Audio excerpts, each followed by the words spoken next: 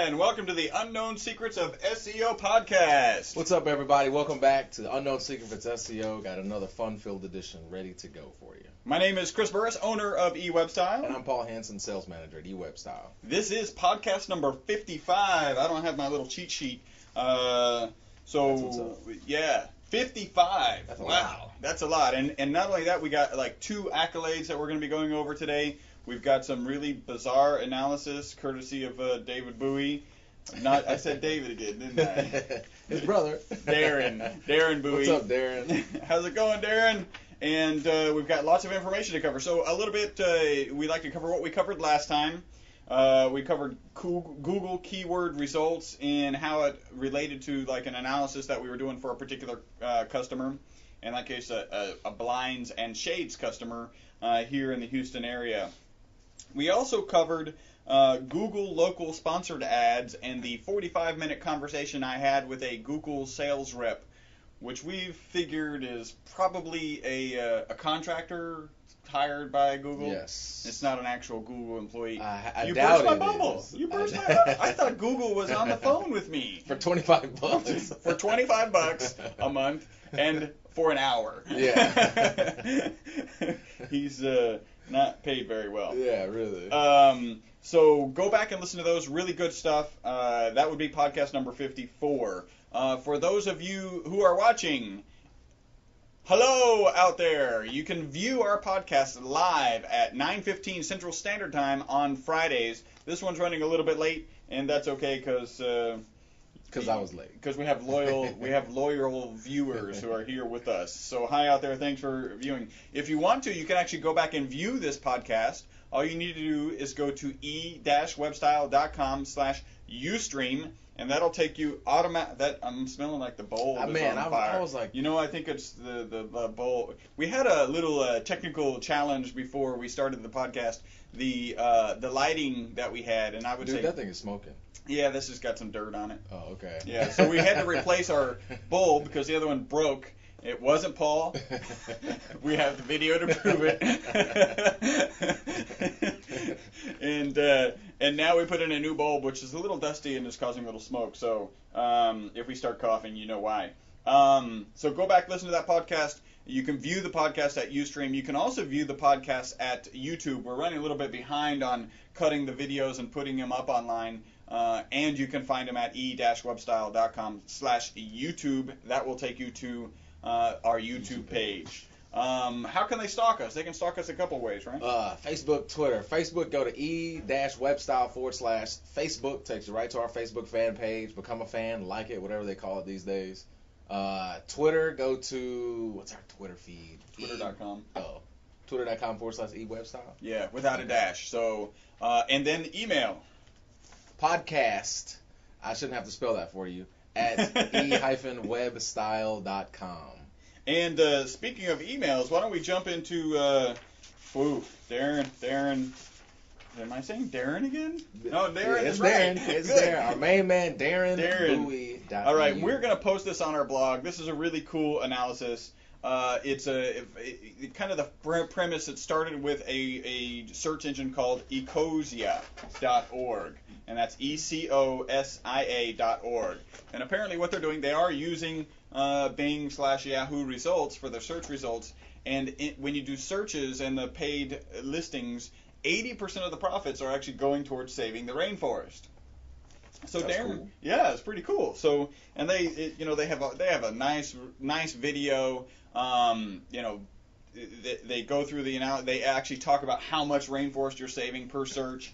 And Darren had the idea that, hey, I'm going to calculate, how long is it going to take to save the entire rainforest? And that's based on the 75 million acres of rainforest. And I'm going to calculate how long it would take for EKOSIA to actually save the entire rainforest.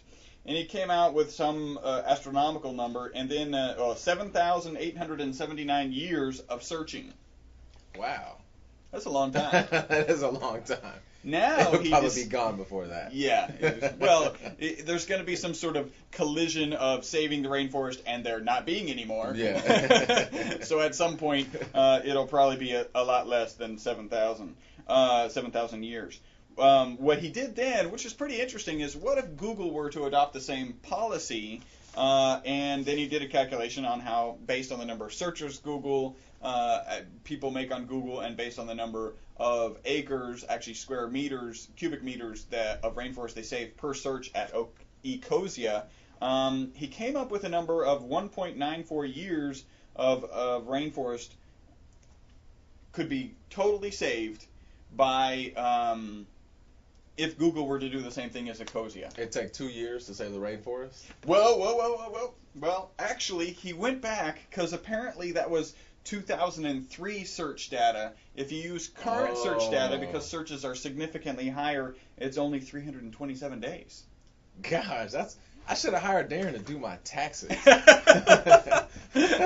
Maybe he's still available. You still have a couple more days. I already found it, but I mean, gosh, dude, I'm looking at these numbers like, dude, you should have did my taxes, man. That's very cool, Darren. Thanks a lot. This is awesome. We're gonna put this out on our blog, and certainly give you due credit, David or Darren.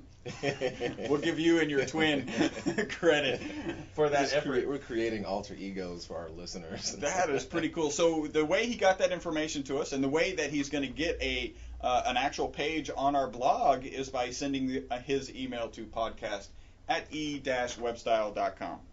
All right. News.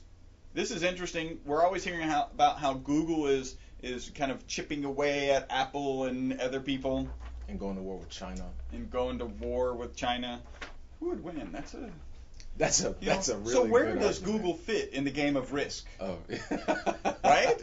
Because you got countries. They own everything. Then you've got Google. So Apple is coming out, and their latest OS 4.0 is coming out with a thing called iAd. So they're going after Google now. Oh, iPads, right? So that's in the phone, and certainly is going to be in the iPad as well. And I don't know if you know this, but Apple, you can't use Adobe Flash on Apple products. Didn't know that. Yeah. There may be a hack. Javier, is there a hack for that? Do you know? Not yet. There's no hack for it. You can't even use Adobe products at Flash Adobe on Apple iPhones or iPads. And there's a reason for that, and I actually heard that earlier this week, which is if you can use Flash components, then all of a sudden Apple's control over the applications disappears. Oh, okay. I know they're really you can write about games in controlling Flash, stuff. right? Yeah. So if you can write games in Flash, then there's a way to get games on an iPad or an iPhone without Apple having control over it, and that is no bueno for Apple. So Adobe had found a way to get their stuff on it, and Apple changed their terms of development. So now developers are restricted and can't actually use the Adobe processes. So still, you can't have Flash on there. Net neutrality. There was a big decision on net neutrality. You never heard of net neutrality? I am. It was a big thing, and then it was marketed, and then net neutrality was, on the ISP sides, and basically what it was is saying that ISPs don't have the right to restrict traffic. So net neutrality, all traffic needs to be treated equally, and so there's kind of two schools of thought. One is, I don't know, let's say you're Comcast and you sell a voice over IP product, and you decide to limit, I don't know, Vonage traffic. Well, then you're going to then Vonage's voice over IP service is not going to work as well as your service, so people are going to switch over to you. I think that's a severe conflict of interest, and I'm tending towards net neutrality in that sense. Now, the ruling was that the FCC doesn't have the right to tell ISPs how to run their network. I also agree with that. I agree. I'd be holding back on Vonage too. I'd put Vonage out of business if they were on my line. Yeah. I mean, maybe I'm just a capitalist. You are a capitalist pig. I'd put that guy out of business. You would kill people and their jobs and their families. Everybody. Yeah. This is against bad. me. Yeah. So they made a ruling. FCC's still pushing forward. It's interesting to see how that's all gonna unfold. But some pretty cool stuff there. We got to get a shout out. We like our international shout outs. I just choose, we have on Podomatic, you can find our podcast at ewebstyle.podomatic.com. Actually, go there while you're there. Join or do whatever you need to do to become a friend and a fan or whatever of our show. We appreciate it. From the reviews that we're getting, we know that a lot of people are appreciating our information and the way we present it. So let us know. Let us hear back from you. So on Podomatic, I can look at our statistics, and we've got this map. Actually, we've got a map over there. So for you guys who take the time to pull up the video, this is what one of the maps looks like. In fact, let's see if we can get it closer in there. So this map looks like this. It shows you exactly where people are listening to our podcast. Every now and then I pull up one of those